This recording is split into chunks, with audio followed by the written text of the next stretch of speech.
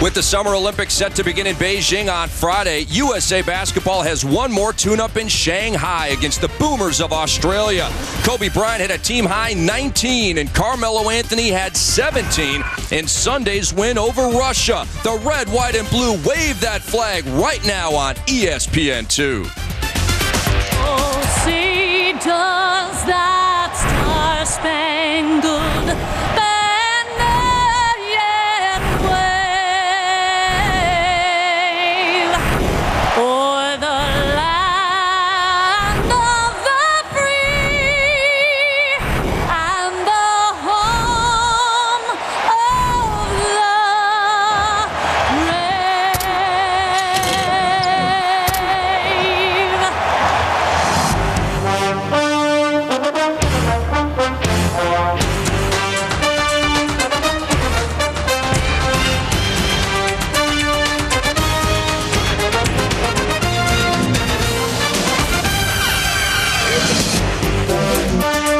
the basketball fans, and welcome to the Chichong Arena in Shanghai, China for today's friendly between USA and Australia, two teams who will be vying for gold in Beijing. Rick Kamla and Fran Fraschilla on the call, and Fran, after averaging 118 points on 66% shooting through the first three games, USA was limited to 89 on 57% against Russia's zone defense. Well, Russia did a great job of slowing the tempo of the game down, but as usual, it was USA's defense which keep some easy open court opportunities. And that 360 from Kobe was nasty.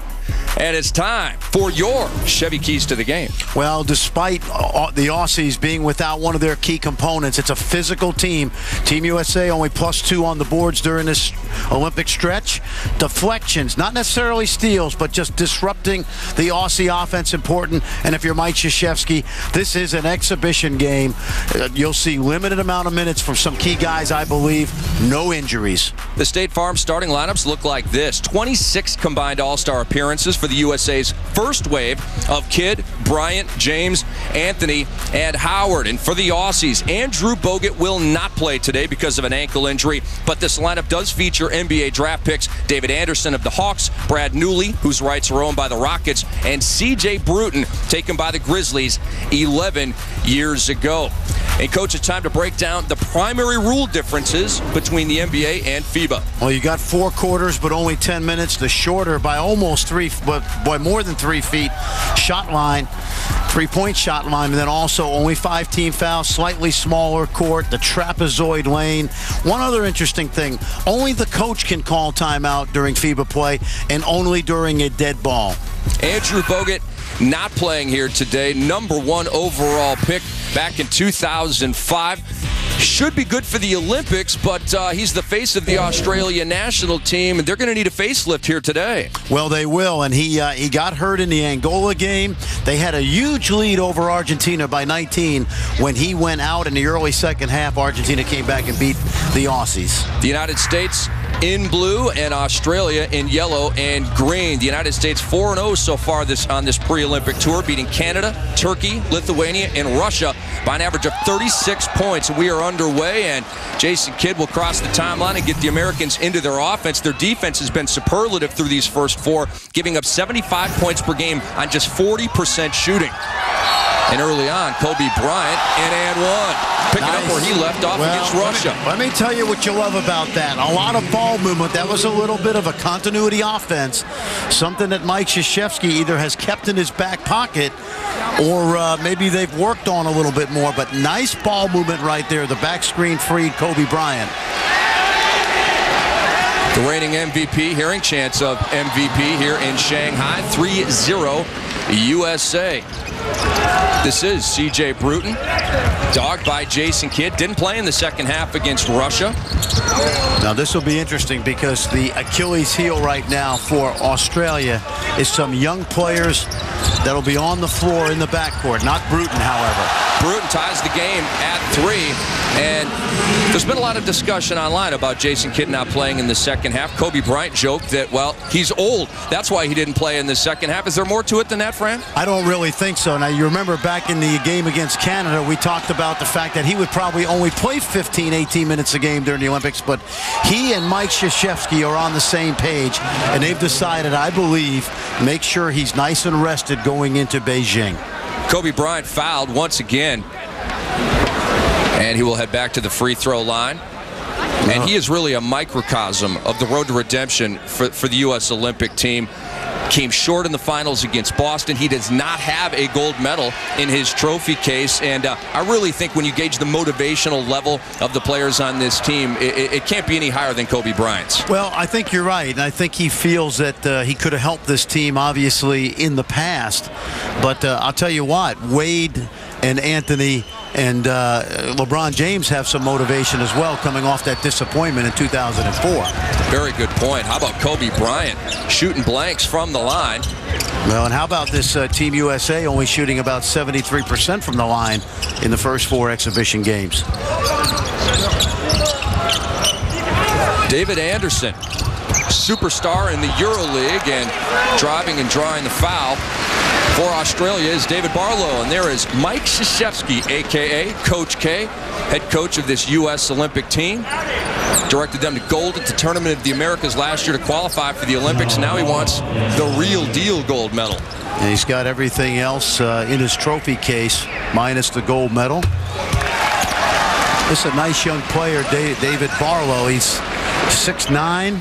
He played for Mike Dunlap at Metro State in Colorado, and a Division II power. Mike Dunlap later went on to the Nuggets and now is Lute Olson's top assistant, but also coached in the Australian Pro League, the NBL.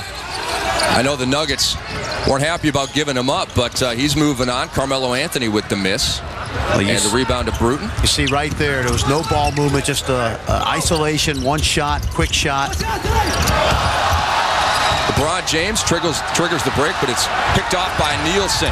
And they move it around. David Anderson is bottled up by Jason Kidd. What defense by Jay Kidd. Very fortunate to turn over created a 3-on-1 situation. And Anderson, a guy that plays his basketball in Europe, we were talking about before the game, not really a physical guy for a guy that has that kind of size and wasn't able to go up over Kidd. Dwight Howard is already snickering. David Anderson, a guy who likes to play from the elbow. If he goes down low with Dwight Howard, it's going to be a mess for the Australian side. This is Brad Newley. Shot clock an issue down to 5, and it's picked off. Carmelo back for the Americans, and he is fouled by Barlow, and an intentional foul is called. 2 free throws plus the ball for the United States. Well, there's one of those rule changes. FIBA rules now. They don't let you just hack the guy and stop the fast break anymore like you used to be able to do, and international guys so good at that. Now you must play the ball, and the official determined that he was not, and so Carmelo will get 2 free throws, and Team USA will get the ball out of bounds. Carmelo, the leading foul shooter on this team through the first 4 exhibition games at 94%, and we'll see if the jinx was applied.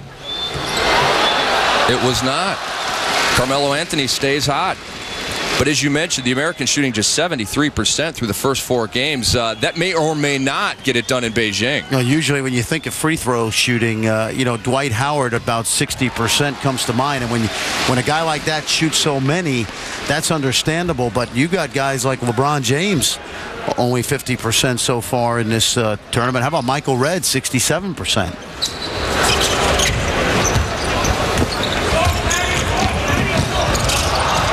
See, they've got that little backdoor play in their half-court arsenal. And what they do is Jason Kidd will dribble right at the man in the corner, and that freezes the defender.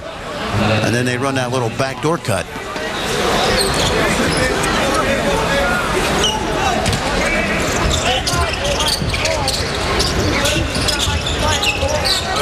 Carmelo downloaded Dwight Howard a little bit too high for him. Well, that's a tough angle right there. When you throw the ball in from the top of the key into the post, you'd like to have the defender on Dwight Howard's back. Brian Goorjian, the head coach of the Australian national team. He's had that role for a while. And if only Dwight Howard were 7 foot, he might have caught that pass. No 7-footers on this U.S. Olympic team. He's the tallest at 6'11". Matthew Nielsen, gritty EuroLeague player, and he lost it.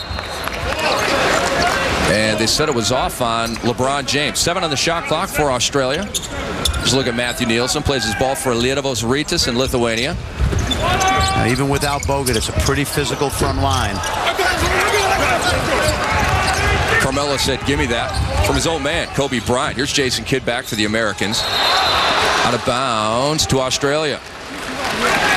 We saw this against Russia. Right now, not the crispness that you'd like in your half-court offense.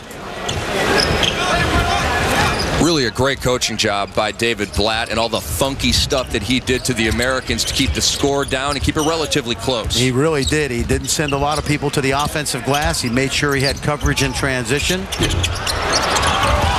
Kobe the rebound off the Barlow miss. We're tied at 5. Kobe can't get by Newley. Now he does. Goes into Nielsen. Scoops it up, and he can't score. Kobe Bryant goes down hard. Landed right on Nielsen. Back come the Aussies. Here is Newley right on Kidd. And one for Brad Newley. Very nice move. Now, that started with another one-on-one play at the other end. Kobe's taking on 3 guys at the rim. But this kid, Brad Newley, you mentioned the draft pick of the Rockets a year ago, played very well in his first year in the Greek League for Panianos. Outstanding shooter, not a great athlete. But at 6'7", and just a 23-year-old, has a chance maybe to come over here and play for Daryl Morey and Rick Adelman's club, the Rockets. They are currently loaded, and loading up for a jam is Dwight Howard, the feed from LeBron. Great ball movement right there. They kept the ball off the ground versus a little half-court pressure. The ball moves quicker than the dribble. David Anderson had that taken away. A couple of Americans down there ripping it away from him. Here's Kidd.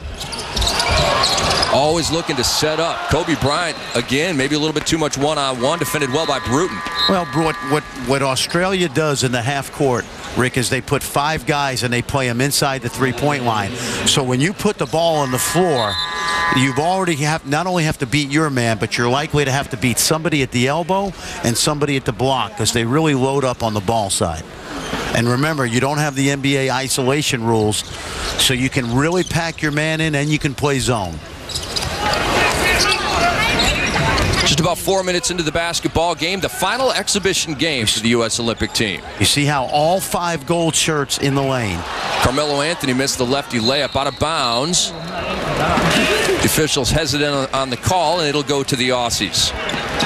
And Patrick Mills into the game, point guard, plays his college ball in the States at St. Mary's College. Well, Randy Bennett does a great job there of attracting these Australian young players. Patrick Mills had a terrific freshman year in helping the Gales to the NCAA tournament. Newley cans a 3. He looks like Fred Hoiberg in the face, and he shoots like Fred Hoiberg, at least on that one. Good half-court execution. That's what we want. One of the keys, I think, to slowing down Team USA is take care of the ball, use some shot clock, and then when you get an open look like Newley had, you've got to bury it. 18 on the shot clock for the Americans. They trail by 3. Boy, Patrick Mills, only 19 years old. Carmelo Anthony buries it in the face of his defender. The Americans down 1. Just over 5 minutes to go in the first. Again, the strength of Team USA is in the half court. Really has been their isolation game. But I'd like to see a little bit more ball movement. Look at that Rushing quickness. Screen on Kidd, and Mills blows by, draws the foul on Dwight Howard. And Gorgian liking what he is seeing from his team here in the first 5+ minutes of the game. The Australians lead 10-9, 4:56 to go in the first quarter. More for Coach K and Team USA to work on.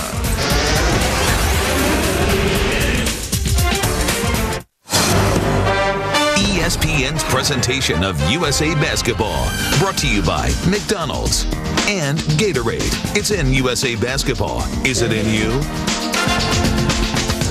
And we welcome you back to ESPN2's continuing coverage of the pre-Olympic tour for Team USA. And Fran Fraschilla has figured out how to beat this team. Yeah, a little easier said than done, but and only a few teams could really pull this off. But David Blatt sent almost nobody, the Russian coach, to the offensive glass. That meant they had 4 or 5 guys back in transition. Pack in your zone, sub on free throws so that you don't allow Team USA to get the ball out of the net and get in transition.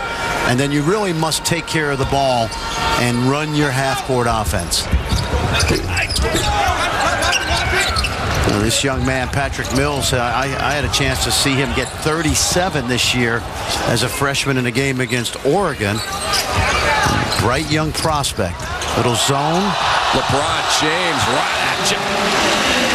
I want to go back to your point for a moment, Frank. Carlos Boozer said on the free throw situation, as Mills slices and dices, he said they did a good job of calling timeouts or substituting when there was a free throw. Usually on a free throw, we get the ball and take off and run.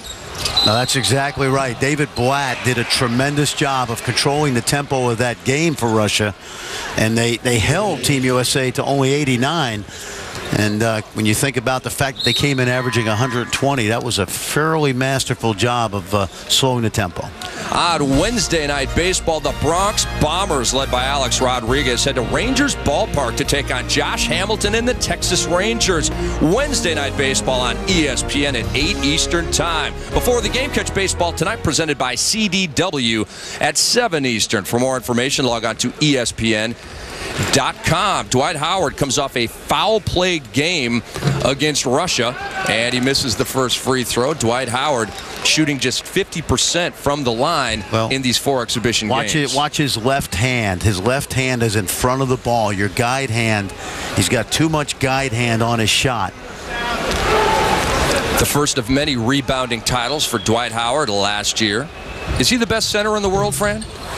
At this point in time, I believe he is. Yep. You know, you can make the argument for Yao, obviously, but Yao has been injured the last couple of years. Obviously, potentially, he's still got a lot of room for improvement. Dwight has never missed a game in his NBA career. Here is Mills. Just missed that shot. He is not bashful.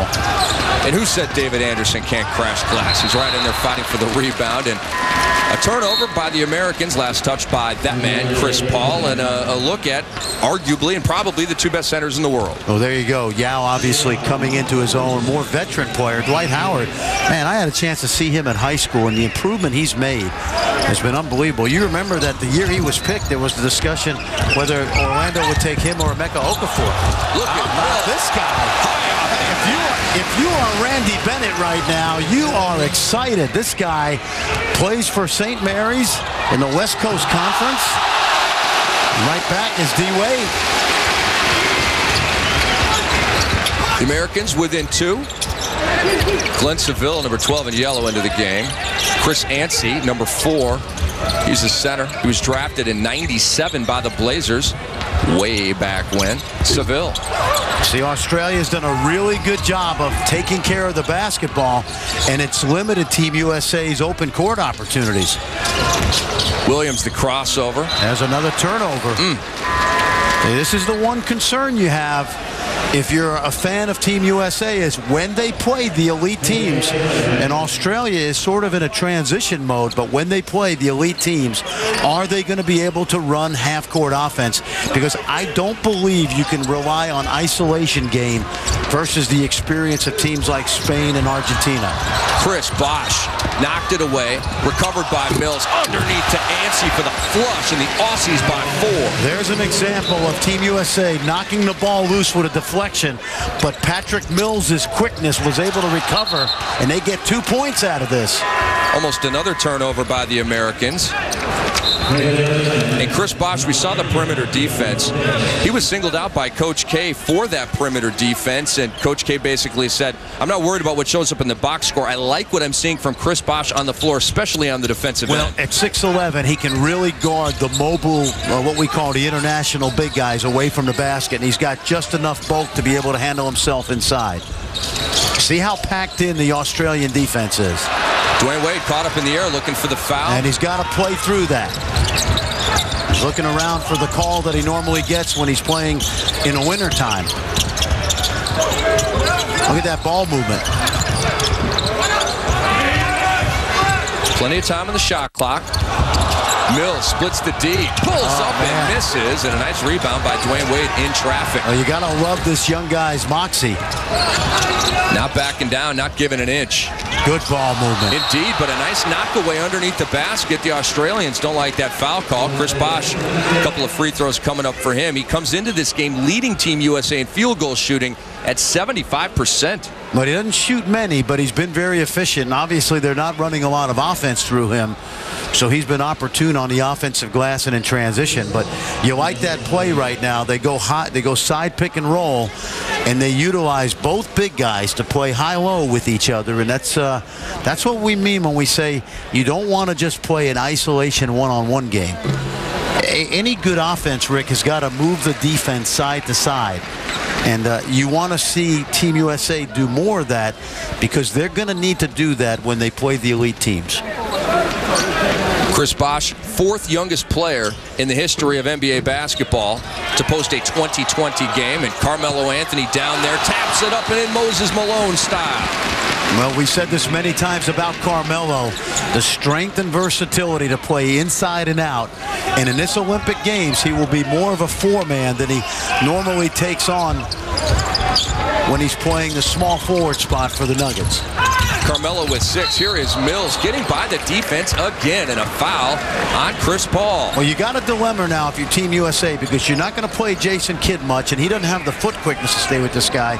But Chris Paul, we've pointed out, there's been a number of times in this tournament where he has not guarded the ball particularly well, and Patrick Mills takes advantage of that. 6 different players have scored for the United States to get their 16. They were held to 17 in the second quarter against Russia. That was their worst quarter of this pre-Olympic run, and they're creeping towards that right here. Mark Worthington, number 11, into the game.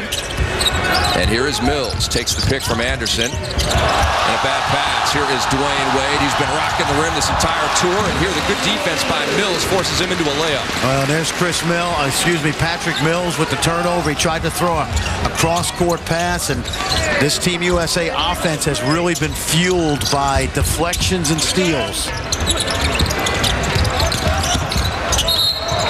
And another foul on the United States drawn by Glenn Seville. Under a minute to go in the first quarter. So the United States have 18. This won't be their worst quarter of the pre-Olympic run. But, you know, they've had slow starts in the first quarter on the defensive end. We haven't seen that on the offensive end. No, but one of the things that's happened throughout this 5-game tour is that each opponent has started to go to school on what's been relatively successful against Team USA.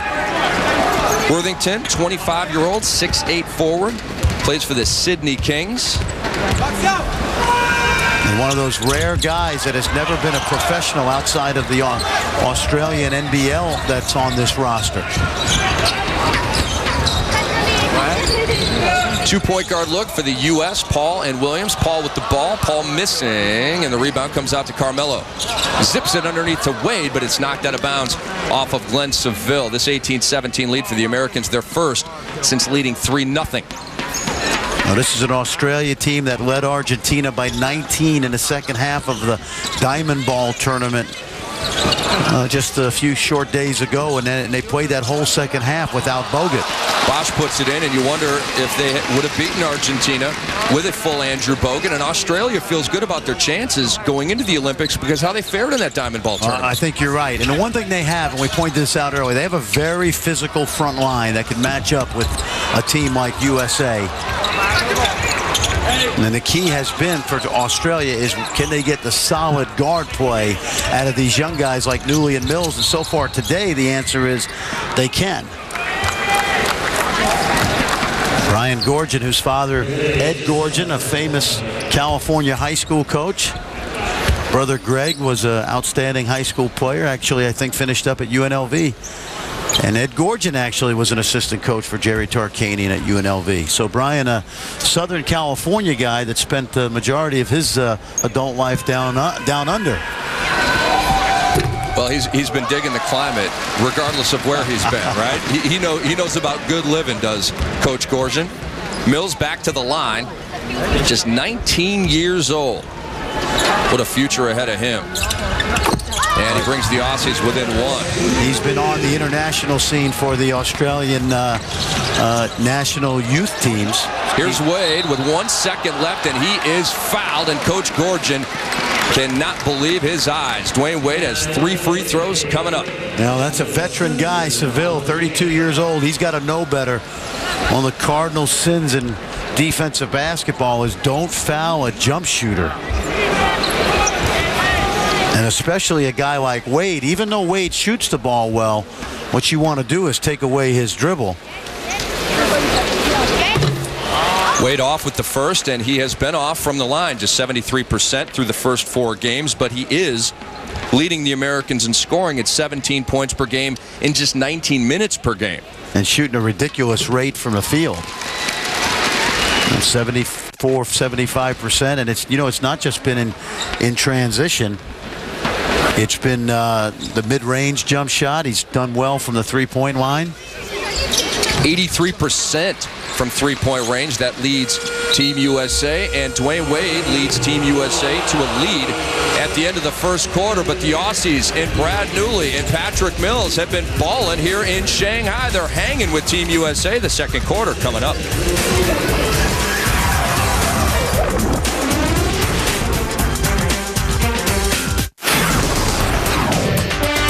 And we welcome you back to Shanghai, China. The Chichong Arena, the United States leads after one, 22-19. Rick Kamla, Fran Fraschilla on the call for ESPN2. And Fran, for the second straight game, it's been a slowed down tempo, and the Americans have been kind of stuck in the mud a little bit. Well, and that's partly because Australia has done a really good job of taking care of the basketball, using a lot of the 24-second clock, and they've kept Team USA out of transition, where they've really made their living in most of this exhibition tour. But Team USA is going to have to be much more crisp in the half-court offense, particularly as they start to see the elite teams, and by that we always talk about Spain, Greece, and Argentina.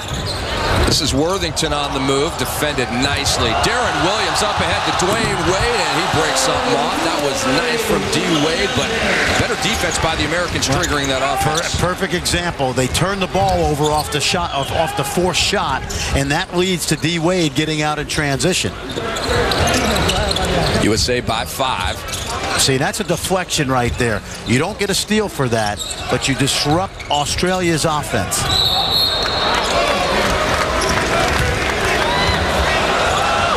And we have words. This is typical Aussie basketball right here. They do not back down. This is great. This is good for Team USA. And you got no Bogut out there because of the ankle injury. But the Australians known to not be afraid to rough you up. They roughed up Yao Ming a couple weeks ago. They went toe-to-toe with Oberto and Nocioni and Ginobili a few nights ago. And this is good for Team USA to understand that, this is not the Washington Generals. That was Chris Anstey, not backing down at all. No, to the famed USA Olympic team. Yep, well, he played in the NBA for 3 years with the Bulls and the Mavericks. See the isolation. It looked like he had a good feel for that ball as he went up. You're shooting over a guy who's in front of you, and you can't get to the rim because they've packed in their defense, and that's why you have to move the basketball. And as good as Kobe is, he can't rely on that on the one-on-one game. Melo right up there on Anstey, but Anstey with a nice pass to Seville. He missed the layup. Back comes Darren Williams for the USA. Stutter step move, and it's picked off by Anstey. And he's up ahead to Bruton. Pulls up for the J and knocks it down, and the Australians within 3. C.J. Bruton, who played at Indian Hills Junior College. His father, Cal, actually a New Yorker who played at Wichita State and then ended up playing in the Australian League and coaching. Bruton has 5. Wade with the miss. Rebounded by David Anderson, 2-time EuroLeague champion with CSKA Moscow. He'll be playing for FC Barcelona this year. Bruton from Memphis. And a follow flush attempt wouldn't go. And Carmelo rips it away. That's interesting. Bruton actually was going to go to Iowa State and play for Tim Floyd, but the NCAA determined that he was a professional, having played in Australia before he went to junior college. Carmelo for 3. Oh, no. That's just too fast. too fast on the shot clock, and he didn't move any defenders. And he had a long guy on him in David Anderson. Yep. Here is Seville. He's got a size advantage on Darren Williams. He's posting him up. Spins, turns inside, and he missed the finger roll badly. I think he airballed the finger roll. That was brutal. LeBron James now turns it over. And I have a question for you. Are you all in? ESPN is dealing coverage of the 2008 World Series of Poker Tuesday nights. Be there for the drama of the flop, the turn, and the river. The 2008 World Series of Poker presented by Milwaukee's Best Light on ESPN. All new Tuesdays at 8 and 9 Eastern Time. Back with more second quarter action from Shanghai right after this.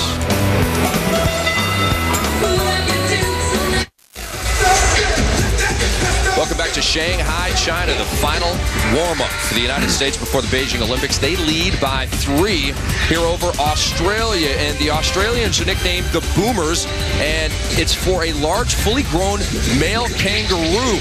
Some minutia for you here. And here's a look at some history from the Australian national team. 10 consecutive Olympic appearances, and their best finish was 4th. They did that 88, 96, and 2000 when they hosted the Olympics. That was the last time the Americans won a gold medal in the Olympics. Well, yeah, you got to keep in mind, they play in FIBA. It's FIBA Oceania, so once you get past American Samoa and Guam, you got to deal with the tall blacks of New Zealand. But it's a relatively easy region, but it doesn't discount the fact that these guys have produced some pretty good players, and they have something in Australia called the Australian Institute of Sport, which is basically a sports academy for various sports, and their basketball academy has produced some very good players. And you think of Andrew Ogilvie right now of Vanderbilt and Patrick Mills of St. Mary's. A lot of these Australian kids wind up gravitating to the NCAA and doing really well. And obviously Andrew Bogut, the only non-USA player to ever be the Wooden and Naismith Award winner. Shame on you for sleeping on Guam like that. Michael Redd misses the 3. I told the Guam Basketball Federation I would get them into this broadcast today. Did they want the negative press though? Hey, any press is good press, right? That's right. Oh, David Anderson with a little bow to Carmelo Anthony. These Australians are feisty. And so are the ladies. And they are, of course, the reigning world champions. Kobe splits the defense, gets by Bruton, and he's short with the shot. Bruton does track it down nicely. Feeds up ahead to Newley, going for the jam. He missed the jam, but it went in. Defended up high by Kobe. Terrific look by Bruton. Now that started off of a one-on-one by Kobe. Missed the shot, and that allowed the Aussies to get out in transition. You see how they keep their defense packed in inside that three-point line as much as possible. Newley and Mills lead the Australians with 7. Wade leads the Americans with 8, and LeBron James puts it in. Now, if you're Brian Gorgon, you're going to take your chances that LeBron James is going to make that shot all night over a contested hand. Obviously, the great individual play of James, but you've got to play the odds if you're Australia. Hancy, nice feed to David Anderson, and the USA left the back door open. The only thing I was looking for Hancy to do was put the ball under his shirt like Meadowlark Lemon. LeBron, did he fall asleep a little bit right there? Sure he did. Kobe Bryant directing LeBron. See, right now, LeBron's playing 1-on-3. Behind the back to his good buddy Carmelo Anthony. Blocked from behind by Ancy, and Chris Ancy comes up with the rebound. Knocked away by Carmelo. LeBron down there digging for it as well. And we have a jump ball, and settle down, guys. That was Worthington and LeBron James. You gotta like this effort. Worthington's a guy that was the Division II. I think he got a successful pin right there. Yeah. On LeBron. I think had the takedown. He got 2 points. Is that how they score it? Mike Krzyzewski not feeling as comfortable in that USA basketball shirt today, is he? Well, this is a good test. You know, we talked about this in the last game against Russia. Team USA right now almost bored. You almost think they're looking ahead, and you know, they're in Beijing mentally, but physically they're still in Shanghai. The Olympics begin on Friday, and the Americans' first game will be Sunday against the host country, China. And what the fan has to understand is that the world has changed forever when it comes to, international basketball amongst the elite teams. Again, no ball movement for the United States. It's LeBron with a kick out to Kobe Bryant, and he draws a foul, and another ill-advised foul on the perimeter by the Australians. And the upcoming schedule, we told you about the China game, then it's Angola, Greece, Spain, Germany. That is preliminary round play, and there's a chance the Americans may meet the Australians in either the quarters or the semis. That's right, and 4 teams will advance out of the 6 in each group. And then when you get to medal play, it's one and done. There's no best of 7. Back in 2004, Spain blew through the group play, lost to Team USA in the quarterfinals, ended up 7-1, 7 wins, 1 loss in the tournament, finished 7th in the tournament.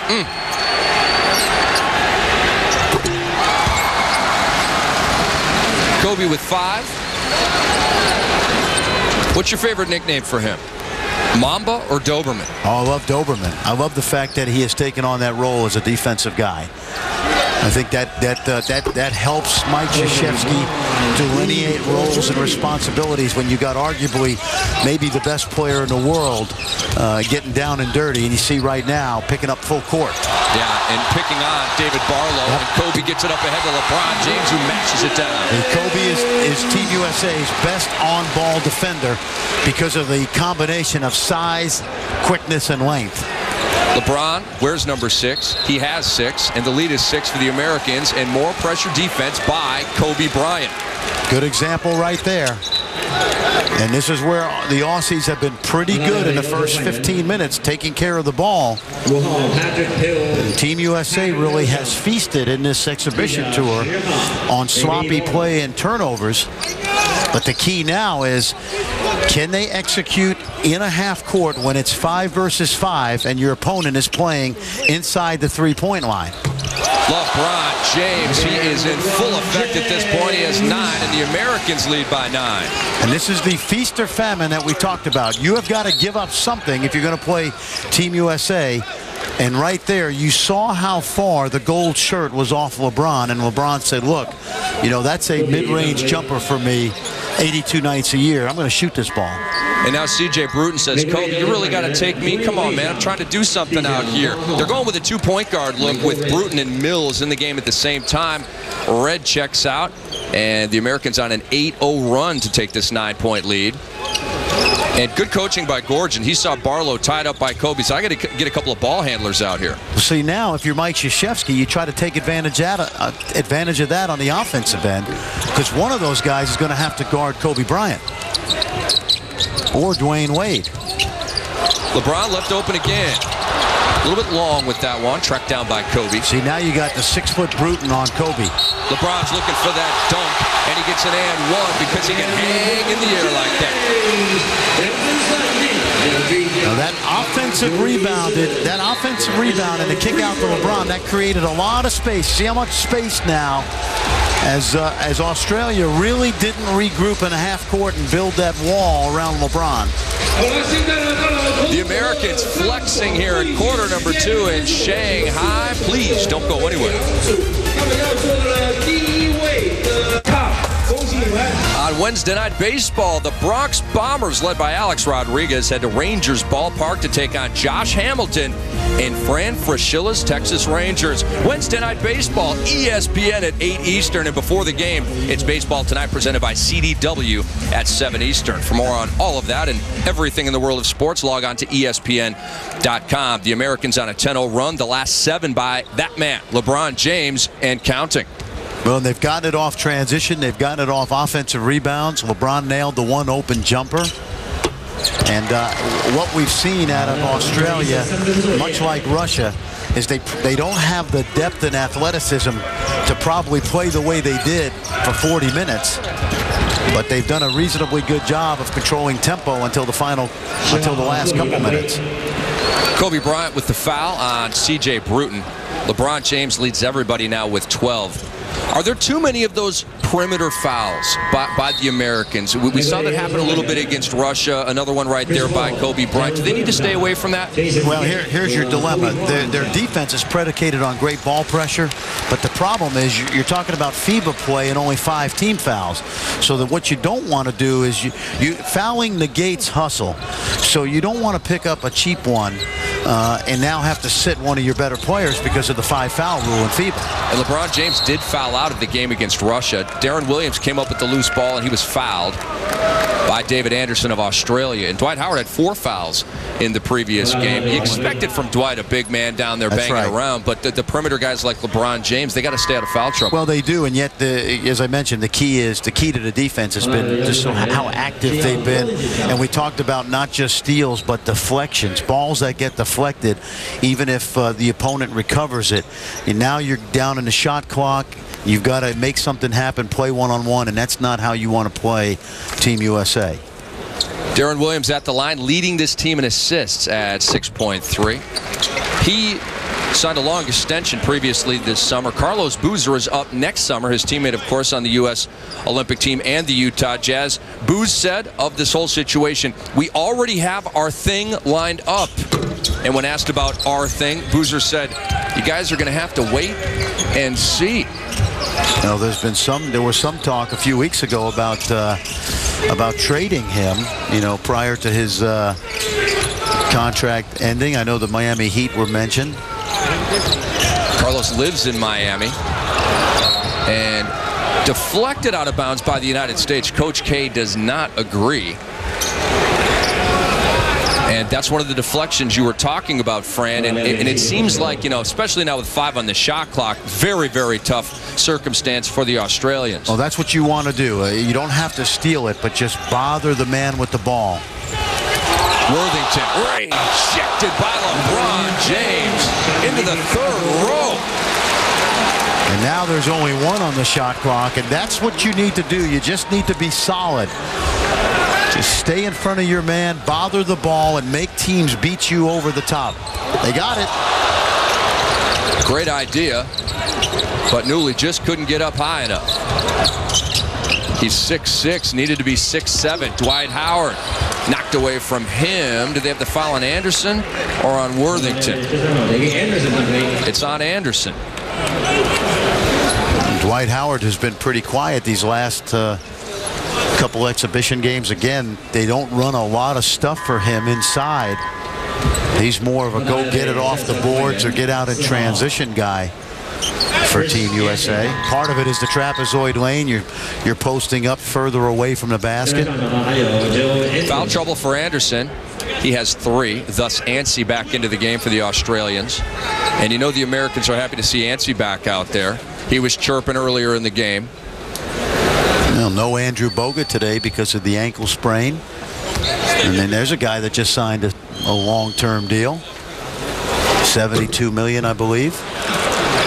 What I heard that it's $72 million if he meets all of his incentives. So it's not necessarily $72 million guaranteed, more like $12 million a year guaranteed. But some people may say, hey, that's a heck of a lot of money for a guy who really hasn't done anything in the NBA, no All-Stars and all of this kind of thing. I totally disagree. Last year, he came into his own, 14.3 points, 9.8 rebounds, and this is the big stat, 1.7 blocks. And that was a huge improvement over his first couple years. And really the strength of Andrew Bogut's game is as a passer in the low post. He's more of a facilitator of your offense, and he's only 23 years old. Right, and I'm not even talking about the assists, which is like 3-4 a game. He's already one of the best passing big men in the league.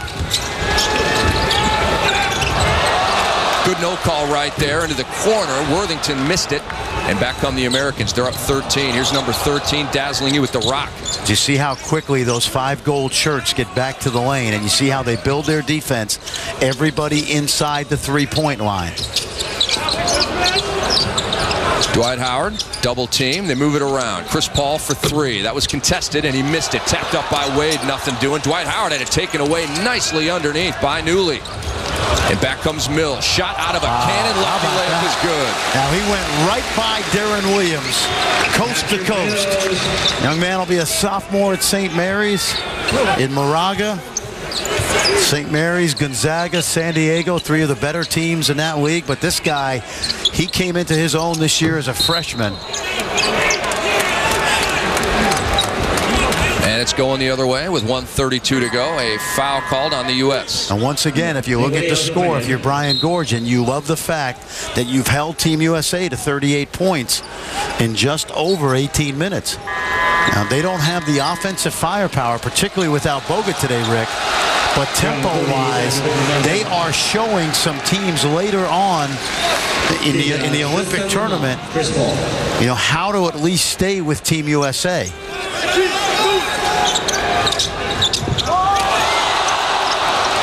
Intercepted by the Americans. Dwyane Wade to LeBron, and he puts it in.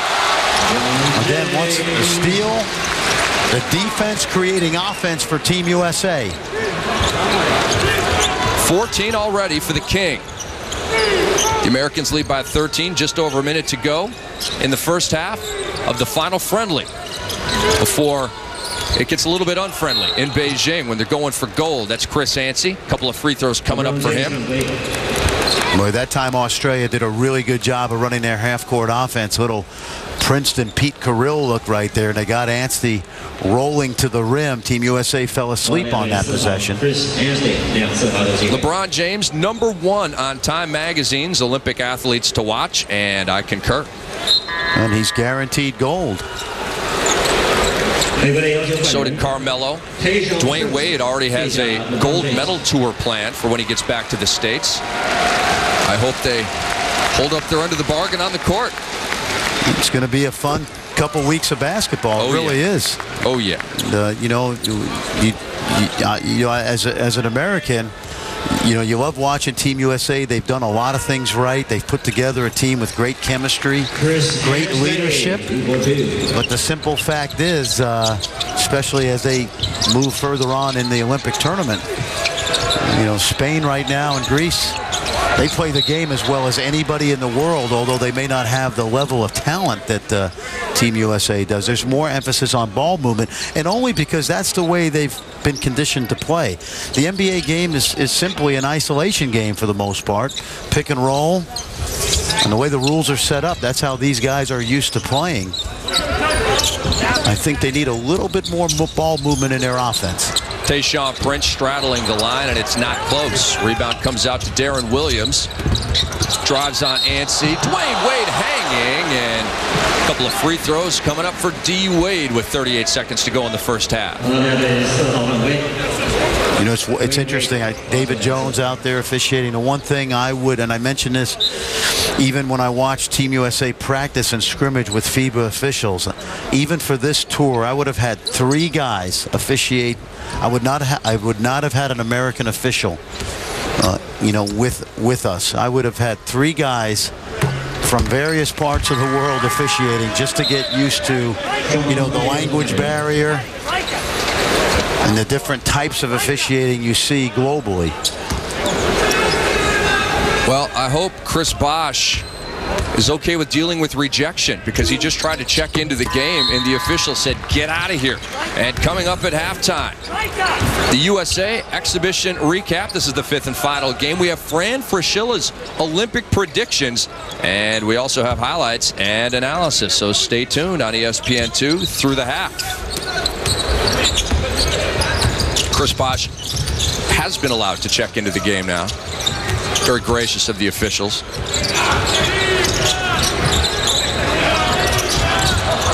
Mills, baseline, Jay, in and out. Now, get one shot.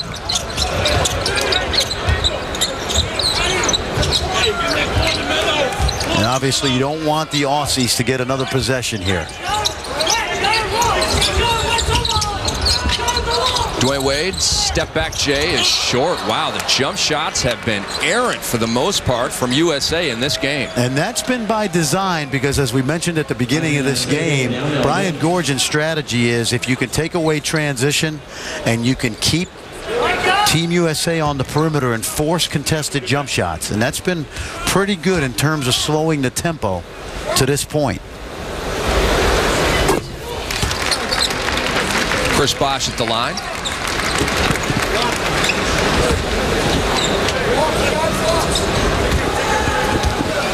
Josh, just 23 years old. One of the most fleet big men in the game today. His blow-by move is virtually unstoppable. 1 second left. Mills does get it off, and he almost banked it in. LeBron James, the king, has been in full effect. He has 14 points to lead the Americans. Dwyane Wade has 10 and a 15-point lead for the USA as we head to halftime. Fran and I back with coverage in a moment.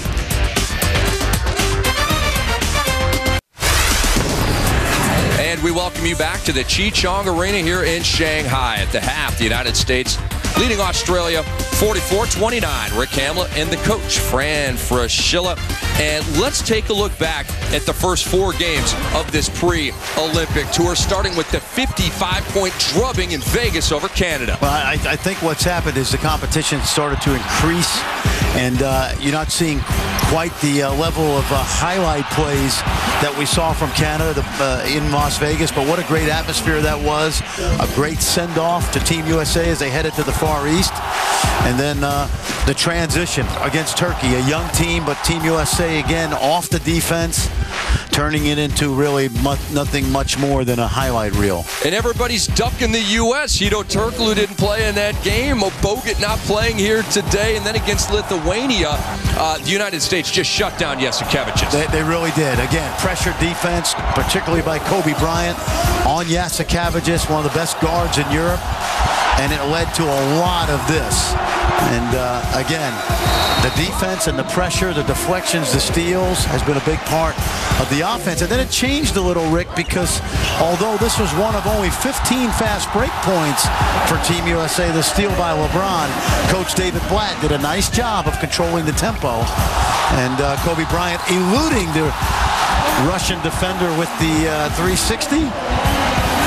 And that was the closest game to this point on the pre-Olympic tour. The Russians lost by 21. And a look here at the USA against their first 4 opponents. Note the scoring, 111-75. They're a plus 36. And Fran, you wanted to highlight the rebounding. The big bad United States only a plus 2. Well, and it's not a team built around physicalness inside, and so that you don't have the rebounding margin maybe that you'd like to have. But overall, I like the composition of the team in terms of the versatility on the perimeter. And the shooting superlative for the United States, 64 overall, 47% from three-point range. And Professor Fraschilla, what have we learned through these first 4.5 games? Well, we know this team likes playing together. The chemistry has been good since day one, since Jerry Colangelo put this team together.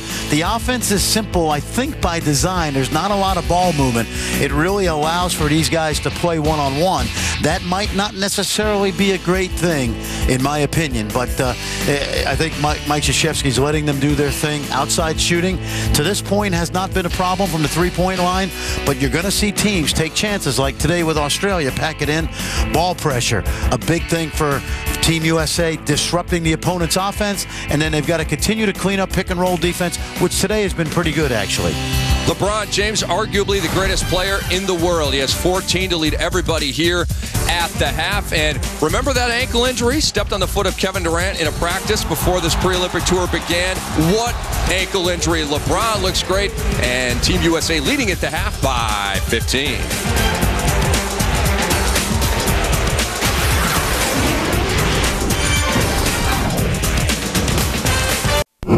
Back at the half with Gatorade Cooler Talk. And the talk around the cooler are the groups A and B at the upcoming Beijing Olympics. The Americans in Group B and Group A led by Argentina, Australia in that group as well, Lithuania and Russia, also Iran. But you like those 3 at the bottom of Group B, pretty power-packed. Well, I do. I think most people would feel that Group B is the tougher group. And again, as long as Team USA advances in one of the top 4 spots, I think playing Greece and Spain actually helps them, gets them ready. Now, when they play in group play, do they hold some things back? And the coaches will do that, particularly the coach of Spain, Aieto, is one of the best in Europe.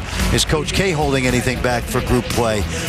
That's going to be something that's going to be interesting to see. But obviously, you want to finish in your top 4. And then once you get to August 20th, everything becomes one and done. The Americans start against China. That is Sunday, August 10th. Then it's Angola, then Greece, then Spain, then Germany. That is the preliminary round for the United States. And note that there are no back-to-backs. There is a day off between every single one of those games, and no Argentina in your predicted 1 through 3 in the Olympics. Well, Argentina, one of those teams that they've lost their point guard, Pepe Sanchez. Obviously, Ginobili's been somewhat not 100%. Oberto played 100 games this year. To me, Argentina is every bit as capable of winning a medal. I like this order, and I like Spain and the United States in a monster matchup, a 10-point game in the gold medal game. Well, I hope we see that gold medal game, because those are the two marquee teams heading to the Beijing Olympics. We head to break. Back with more halftime coverage in just a moment. ESPN's presentation of USA Basketball, brought to you by Chevy and American Revolution and the Nike Hyperdunk.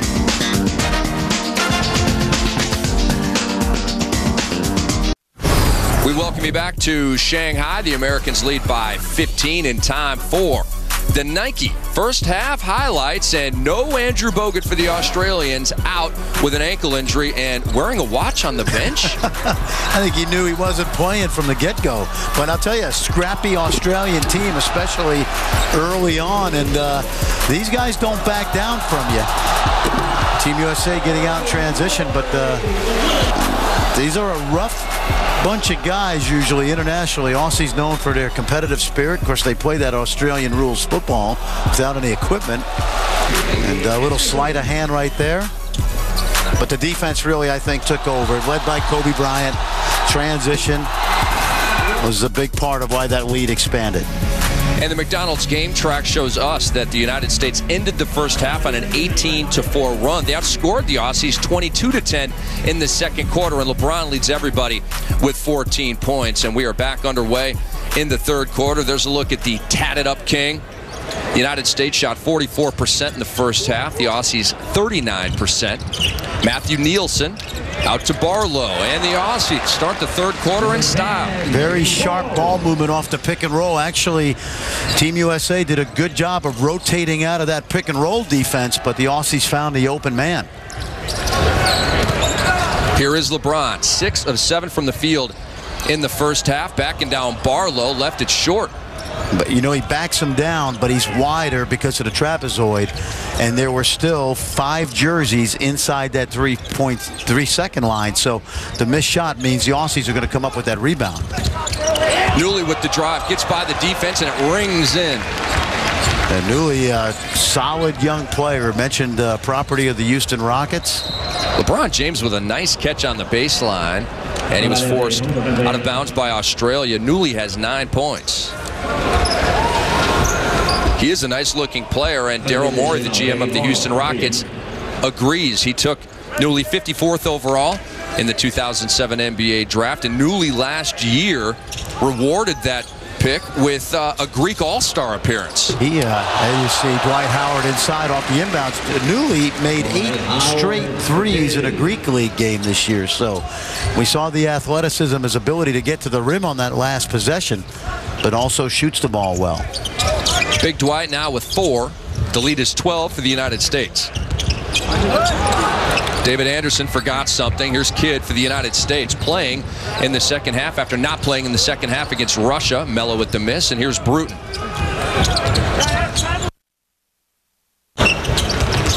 Some have theorized that Kidd did not play in the second half because Coach K wanted to experiment with Paul and Williams against zone defenses as Barlow hits. Do you agree with that theory?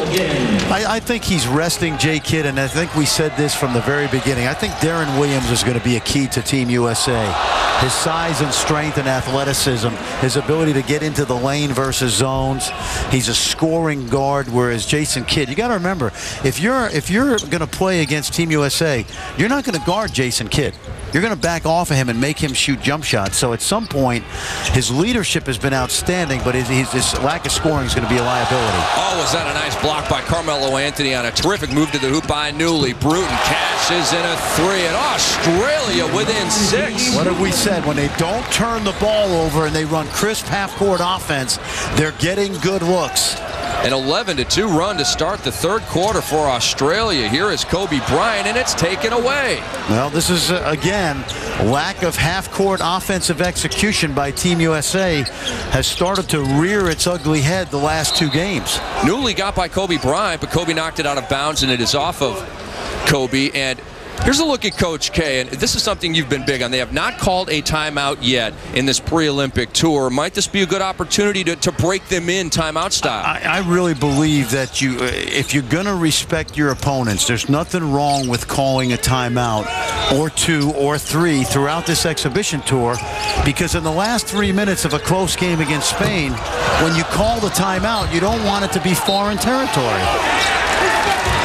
It looked like Matthew Nielsen tipped that one out of bounds, and they're saying that it went off of the United States. You saw a lot of consternation on the part of the blue shirts, and you just got to quickly regain your composure and keep playing. I mean, I wouldn't exactly say the Americans are on the ropes right now, but that was a nice hoop by David Barlow, and the Australians within 4. But, again, I mean, this is a situation where you may need to restore order if you're Coach K. Well, the key here is that Australia is taking care of the basketball, and they're running very effective half-court offense. Kobe Bryant down low to Melo. He missed underneath because the Aussies are playing rigid defense. Now, you can't call a timeout until there's dead ball, so let's just see if they do call one. And again, the coach can only call a timeout. No player on the floor can. Here's Nielsen hitting over Carmelo Anthony, and the Australians back within 4, 6:14 to go in the third. This is a confident bunch. Here's Kidd, passed up the 3. Melo spinning it on Nielsen, and he's fouled. And in my opinion now, you'll see Darren Williams in shortly. And a timeout to Australia. 6:01 to go in the third quarter. The United States leading by only 4.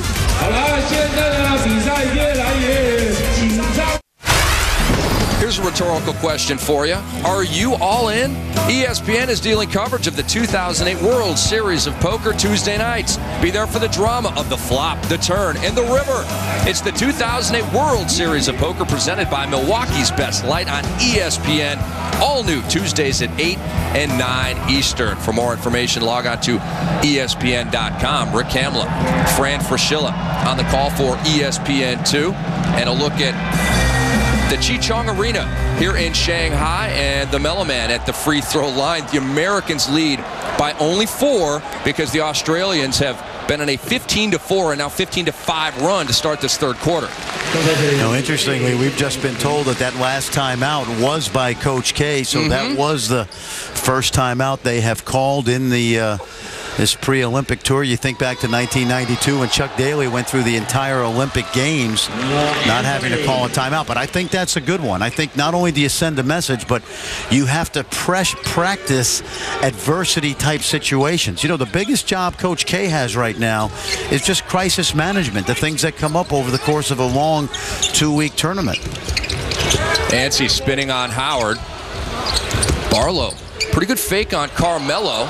Into the corner. In and out with that 3, and rebounded by Carmelo. Walks the tightrope and saves it into LeBron. Kidd into the teeth of the D. Out to Kobe Bryant for 3. Knocks it down. The United States back by 9. Nice rhythm jumper right there. Good penetration by Kidd to get into the lane. And when he got a piece of the paint, he sucked in Kobe's man, and Kobe had the open look.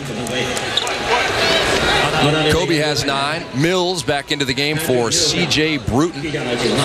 Mills is like a punt returner. He's going to run a few back. He'll fumble a couple because he's only 19 years old, but the guy's a game breaker. He's got some Dante Hall in him, doesn't he? Yeah. He is quick. And Brian Corgins did a nice job today of letting him play. He had 14 against Argentina in that close loss a few days ago. Is he an NBA prospect, Fran? He is. He's small, but nice look. Yes, that was Nielsen to Anstey. Yeah, based on the first year in college basketball, he is. But he is tiny. He's about 5'10". But great look down the lane. You see the double team, but no rotation from the weak side. Melo anticipating to jump that passing lane. But anytime you double team the low post, you got to protect the rim from the weak side. No protecting the rim against Carmelo Anthony when he has menace in mind. He puts USA back up by 9. 4:30 to go in the third quarter. Now, this is a good test for Team USA because Australia really does a good job of running their half-court offenses. So you have to stay disciplined. Stay within your assignments. Anstey. Yes, he hits a three. He said, why not? And the Australians within 6 without Andrew Bogut. And he's the ultimate pick-and-pop guy, Anstey. Carmelo off. Rebounded by Kidd. Looking for a cutter. Up high to Dwight. Dwight turns, Dwight scores. See, now right now you got Australia's got Anderson with 4 fouls. You don't have Bogut in there. So if you're Team USA, you got to think a little bit now and say, let's try to exploit Australia where they might be vulnerable and just pound it inside.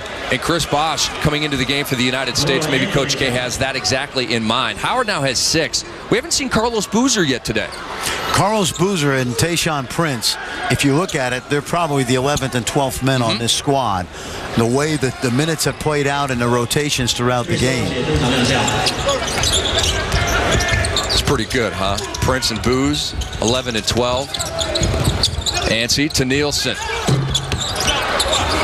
And rebounded by Chris Bosh.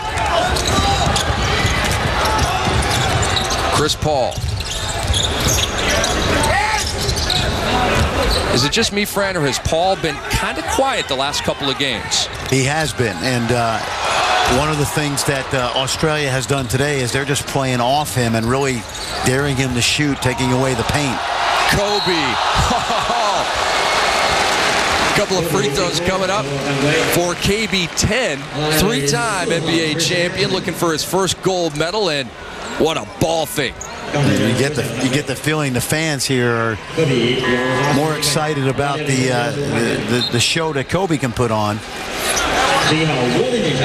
Well, they have embraced Kobe here in Shanghai. They chant MVP when he's at the line. We're probably going to hear that chant right now. There it is. They love their basketball here in China. It's been documented 300 million Chinese play the game of basketball, let alone all the other millions that watch and play. Amazingly, they can't come up with a point guard yet for their national team. They do have some really good big guys, and actually, the coach of the Chinese team, Jonas Kozlauskas, was Del Harris's assistant. Del, the longtime NBA coach, LA Lakers, Milwaukee Bucks, of course with the Dallas Mavericks for many years now, consulting with them. But one area they need to improve on with all the young players they're developing here is guard play. Certainly Yi and Yao, Wang Zhu had some quality big guys. Soon Yui, drafted by the Lakers a year or two ago. Here's Worthington knocking it down, and Australia just hanging around. They take care of the basketball. They spread you out. They run their offense crisply. LeBron left alone. Faded a little bit on that shot, and a loose ball foul called on Chris Bosh. 2:34 to go in the third, and the Americans lead only by 7. This has been the most competitive of the 5 pre-Olympic games thus far. Well, credit Brian Gorgin. You know, we saw this with David Blatt, the coach of Russia. Just his main goal was to control the tempo of the game. And we've talked about how they did it. They didn't send a lot to the offensive glass. They got everybody back. You take care of the basketball, run your offense crisply, and even if you don't make the shot, look at Mills. Just rolled off the rim for him. Now, you know, one thing I've noticed about Mills is a lot of his explosive drives are with his left hand. So make him use his right hand. See if he, watch this now. He's very, very good with his left hand, and that's not uncommon for a right-handed point guard. And, you know, hopefully the scouting report, we know Tony Ronzoni from the Detroit Pistons is in charge of scouting, so you really want to be on top of these little things. It's amazing how many right-handed point guards love to explode with their left. And Mills has done that 3 or 4 times against pretty good competition. So make him use the right hand. See if he has that same level of quickness. I missed them both. And the rebound to Chris Bosh. Chris Paul up to D. Wade. Tries to get by Barlow. Pretty good D up, and he drops it down beautifully to Chris Bosh. Anytime you can get the ball handler to get a piece of the paint, you're going to draw gold jerseys, and that left Bosh right at the rim. Take a look. 2 jerseys collapse, and Bosh, like a smart big man will do, will head to the rim on a baseline drive. Just get to the middle of the lane, and your ball handlers will find you. Here's Wade. Lays it in with the left hand, and a moment ago, you really got a feeling for what it feels like to get dunked on by a guy like Chris Bosh. You got a good point of view angle right there. Wade with 12. The lead is 11 for the Americans. Here's Newley shielding Paul, and he follows his miss. Good effort by the 23-year-old.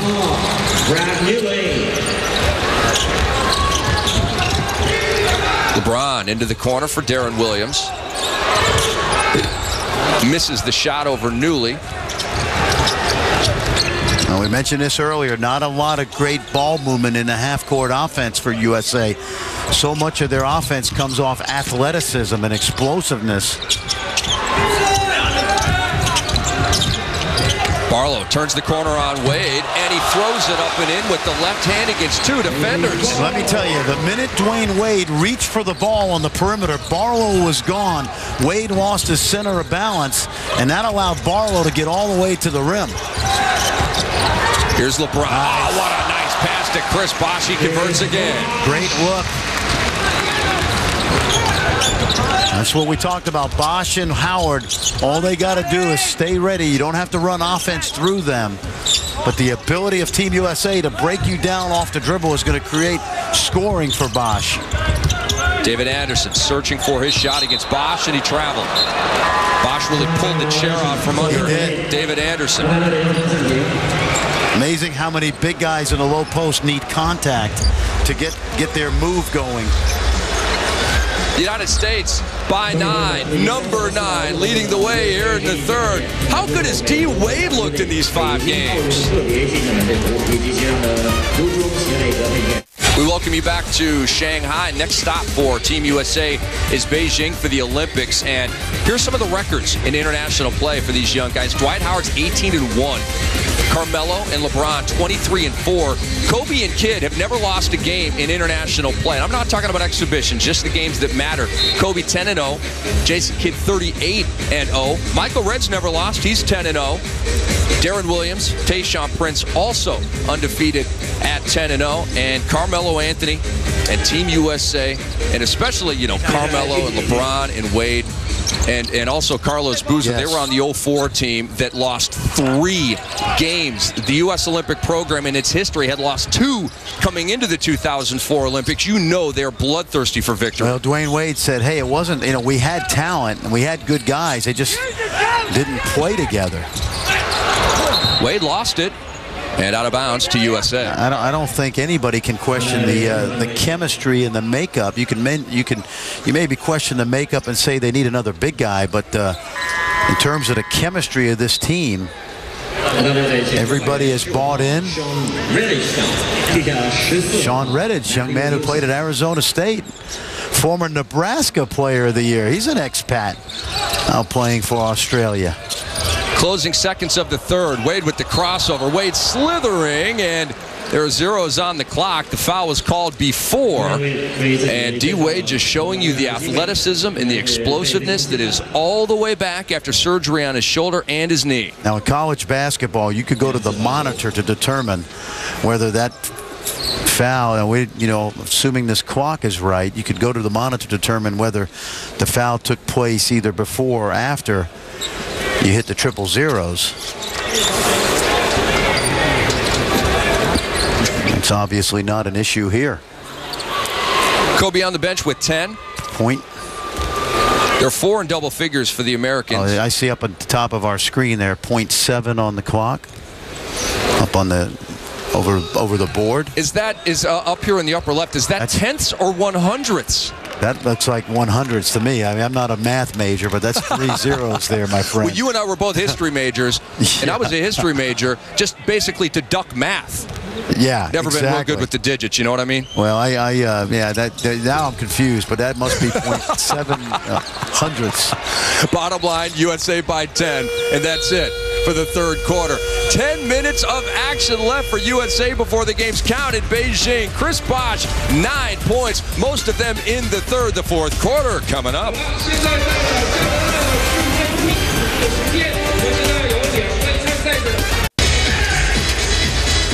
Welcome back to Shanghai. This is the Chichong Arena. Rick Hamler, Fran Fraschilla on the call for ESPN2. Australia outscored the United States 26-21 in the third.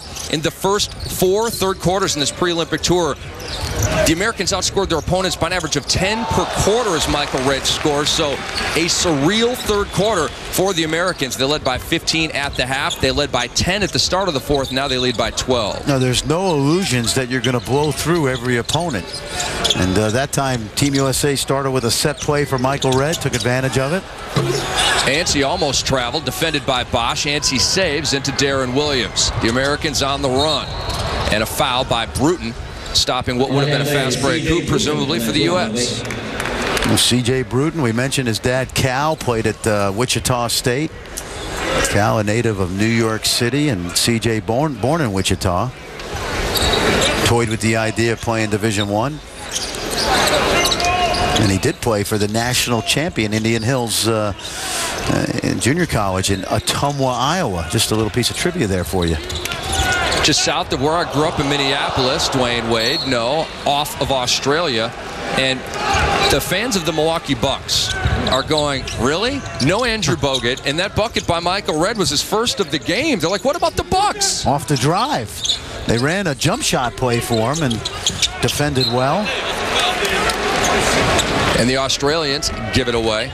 And Michael Redd really has come into his own fully because of that. You know, like Ray Allen, he added that drive to his game to the three-pointer, long ago for Ray. But Michael Redd recently has added the drive to his game, and it's really throwing the defense off. No, it is. But it's like having a fastball and then a curveball. And there's Dwyane Wade off the drive, and that looked like a little junk defense. Almost looked like a box and one. Was this a screwball by Dwyane Wade? Tell you, does he have that ability to get into the lane? He's got that sidestep, too. Newley has the ability to get into the lane as well, but he missed right there. Here is Darren Williams. So they just pack in that defense now. Oh, a little matchup zone now. Michael Redd says, here's your zone buster, but he missed. And a foul over the back on Chris Bosh. You can tell a team is in a matchup zone because they start pointing and switching.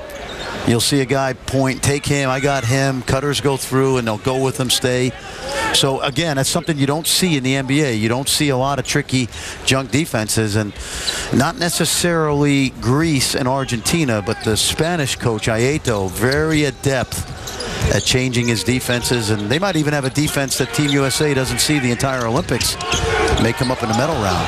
Nielsen galloping. He went glass, and it was goaltended by Dwyane Wade. I realized Michael Redd missed that three a moment ago. Came into this game shooting 57% from long range in the 4 exhibition games prior to this one. Is Michael Redd the best shooter in the world? Boy, you put me on the spot. I would say he's, he's, I think, wide open he is. I think the issue with Michael Redd is he needs space. He cannot, he cannot shoot necessarily the contested shot, but wide open, nobody near him. He's obviously a great shooter. Well, there was somebody near Carmelo right there, and he airballed it, and that's his second airball of the game, at least by my unofficial count. I think you can chase Michael Redd off the three-point line because he's, he's in that 6'4", 6'5" range. Nielsen was fouled by Darren Williams. And coming up, Wednesday night baseball as the Bronx Bombers, led by Alex Rodriguez, they're heading to Rangers Ballpark to take on Josh Hamilton and the Texas Rangers. Wednesday night baseball, ESPN at 8 Eastern. Before the game, you can catch baseball tonight, presented by CDW at 7 Eastern. For more, log on to ESPN.com. And Fran, you're from Brooklyn. You live in... Do you live in Dallas? I live in Dallas. You live in Dallas. I'm a naturalized citizen of Texas, so I root for the Rangers. Well, you must be at least a little conflicted, right? Did you grow up watching the Yankees and cheering for the Yankees? I grew up a Mets fan, but my sons went wayward on me. They're Yankee fans, which is why I root for the Rangers, the best hitting team in the American League. And I'm not just talking Josh Hamilton, who's an absolute phenom, but this Chris Davis, the first baseman, 22 years old, hitting the cover off the ball. No, I just tried to pick him up in my fantasy league. He was already on a team. Fran Fraschilla was giving me fantasy baseball tips. I loved it. Dwight Howard. Oh, he was blocked by Chris Ansey, but a foul. And Dwight Howard was looking to bring the house down. Yes, he was. And this lead now is expanded on the basis of Dwyane Wade's ability to get into the lane here, create for himself. And that time, he created for the big fella. We know the Rangers can hit. Pitching. But can they pitch? Hey, hard to pitch when it's 100 degrees. I'm telling you, it's hot. In fact, the Rangers take batting practice indoors this time of year because it's so hot. I went to the ball game last week against the Seattle Mariners. Well, why don't they get the roof scenario like they have down in Arizona? I would agree with you. You know, I mean, for years they've been crying about the heat and the pitching. Well, build a roof. They got young pitching. It was 4. He fouled out. Your own guy. Dwight Howard off. And see, and again, he's got the guide hand in front of the ball, which means his shooting hand is actually working against his guide hand. Well, because I don't want to tell Stan Van Gundy, you know, how to teach him how to shoot, but just a little thing that I guess you notice. Fran, Stan's a humble guy, as you know. I'm sure he's open to you know, all consideration as Dwight Howard misses his 6th consecutive free throw in this basketball game. And then it obviously becomes mental. It's mechanical first for poor shooters, and then it becomes mental. And obviously we've seen that with guys like Will Chamberlain through the years, Shaq. Because you're not going to complain about the effort Dwight Howard gives you every night. If you're the Orlando Magic, he's a perpetual 2010 guy. Tell you what, I'll take 21 and 14 with 2 blocks and 60% from the floor any night when I get 60% from the free throw line. Kobe Bryant from LA, short, good rebound by Chris Paul. It was almost more of a loose ball than a rebound, and Paul, the quickest one to it. Kobe Bryant slithering Mamba style. He missed it, and the rebound taken by Glenn Seville. And the Aussies have changed up a little bit. They've gone to a little bit of a matchup zone. They still packing it in. How about Bruton? Right between the eyes, and Australia within 8.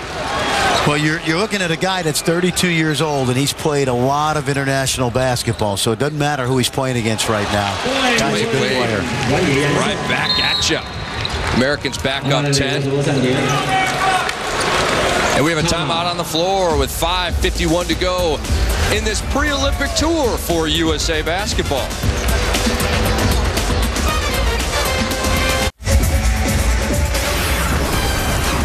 And we welcome you back to Shanghai. The United States leads 71-61.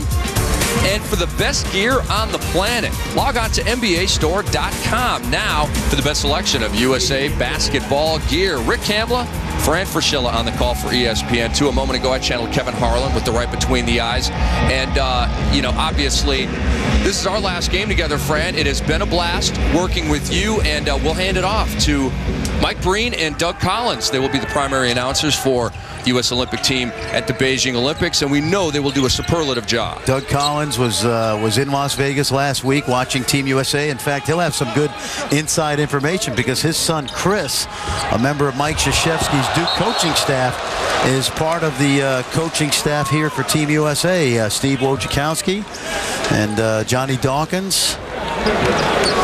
And LeBron James with his second ruthless rejection of this game. So Doug Collins will have all the information he'll need, and boy, I love listening to him and Yubi. Three-pointer is drained from way downtown by Joe Ingles, who's just checked into the game, and he doesn't need to warm up at all. Joe's a 20-year-old. He's been an early entry in the NBA draft, pulled his name out again this year. A long, athletic wing player. Oh, how did Kobe fit that pass through to Wade? Now, that's been a key now. USA has done a nice job here last stretch of getting into the lane off the dribble. And that ball will go over to the United States. Are you all in? ESPN is dealing out coverage of the 2008 World Series of Poker Tuesday nights. Be there for all the drama of the flop, the turn, and the river. The 2008 World Series of Poker presented by Milwaukee's Best Light on ESPN. It's all new Tuesdays at 8 and 9 Eastern Time.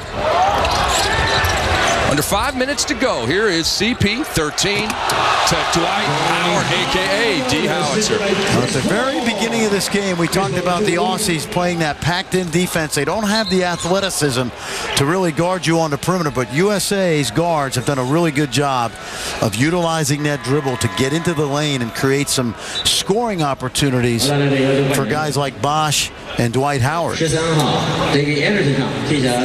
has to be people watching at home in the States saying, what's up? The United States up only 11. The Australians without Andrew Bogut. Is this a source for concern? Does this worry you at all, Fran, or is this just another exhibition game? It only worries me because I'm not one of those guys that thinks that that they're going to have an easy time when they get to the playing, as I mentioned, the best teams. Now, you could say boredom. You could say their mind is in Beijing and their bodies are here in Shanghai. But simply put, we play a different style than the rest of the world. The rest of the world revolves on continuity, ball movement, utilizing lesser athletic players with which to get the job done. We do it by overpowering you, and that's not always the best formula. David Anderson's day is done, and now he's chilling with Andrew Bogut. And when you're in uniform and the other guy's not in uniform, that's not a good place to be. But Anderson, despite foul trouble throughout the entire game, did make it to about the 4-minute mark of the fourth. United States back with it, up 11. Chris Paul just throws it in. That wasn't really a teardrop, not really a jumper. What was that? It's a shot you need to have when you're his size and you're playing in the league. That's a high paint shot right there. That means I'm not going to get to the low paint. And that was his first field goal. See, pick and roll defense here. They switch. Mills to Newley. Tried to line drive that one in. Back tap by Nielsen, and it was a good one. Now, Dean Smith would have loved that.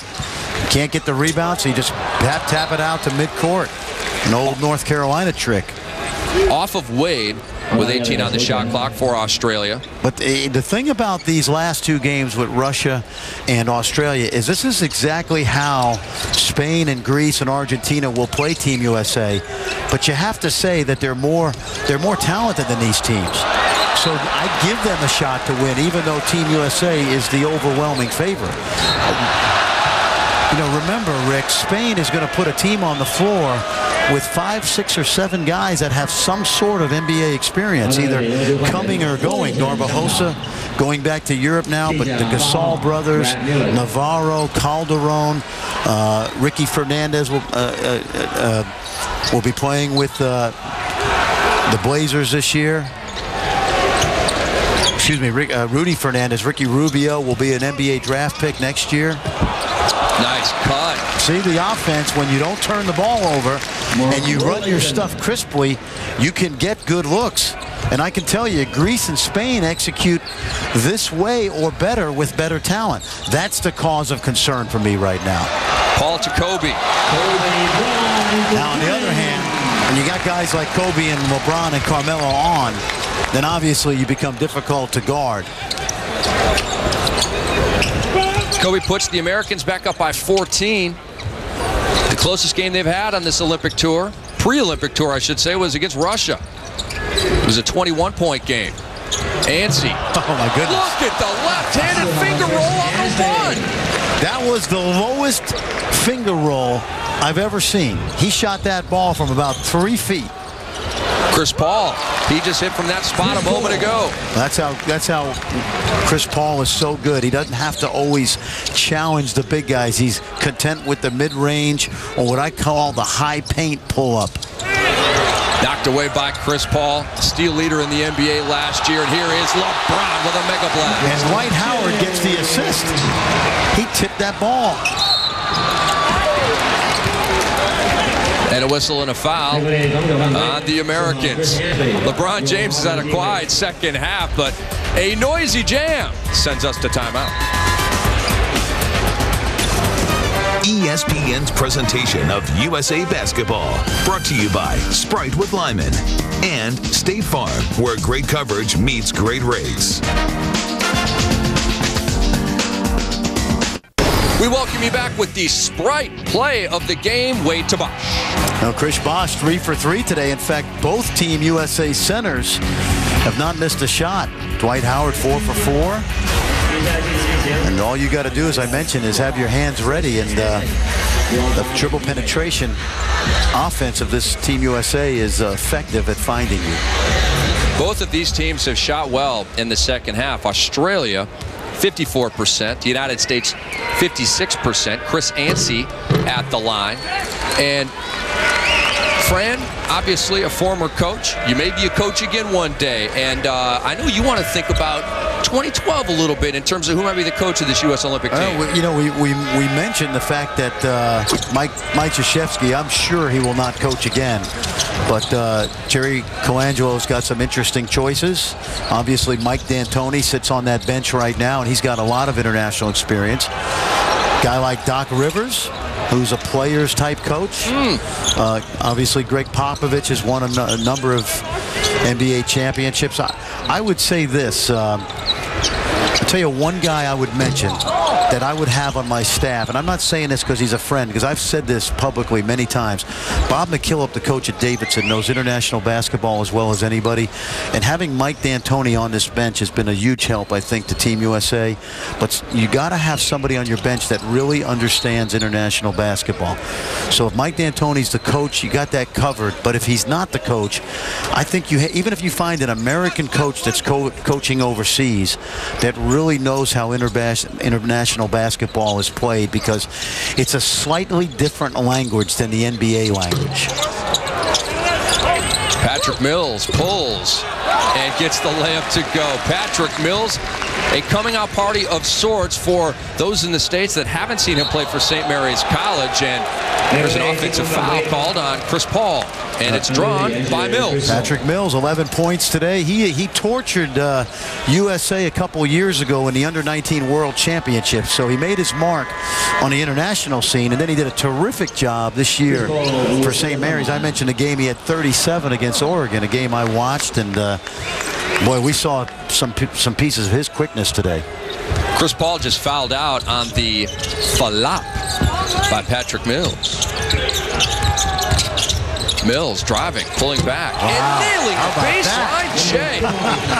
Oh, if you're Mark Few at Gonzaga right now, you're having some nightmares, because this kid is a handful. This dude can play. So can Dwyane Wade, and one. Boy, have you been impressed with, Rick, with Dwyane Wade's not only ability to get to the rim, but how about how healthy he looks? He looks absolutely fantastic. He looks like D. Wade circa the 2006 finals against Dallas when he won MVP, and when he went on an assault games 3, 4, 5, and 6. I think he had at least 35 points in all 4 of those games, or averaged 35 points during that run. Something insane like that. And I'm a huge Dwyane Wade fan. I've never lost faith in him, and I know he has a chip on his shoulder right now because of all the doubters.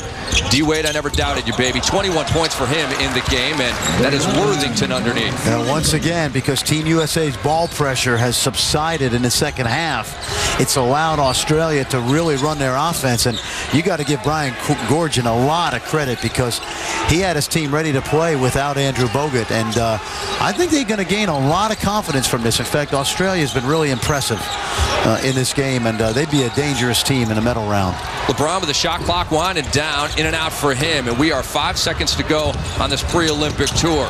And a strong move, and a block again by LeBron James, a defensive stamp to the pre-Olympic tour for Team USA by LeBron James as the Americans win against Australia 87-76. It was closer than D. Wade and the Americans would have liked. Their closest game on this pre-Olympic tour, but nevertheless they win and go 5-0. Next stop, Beijing. We're back to wrap up our coverage in just a moment.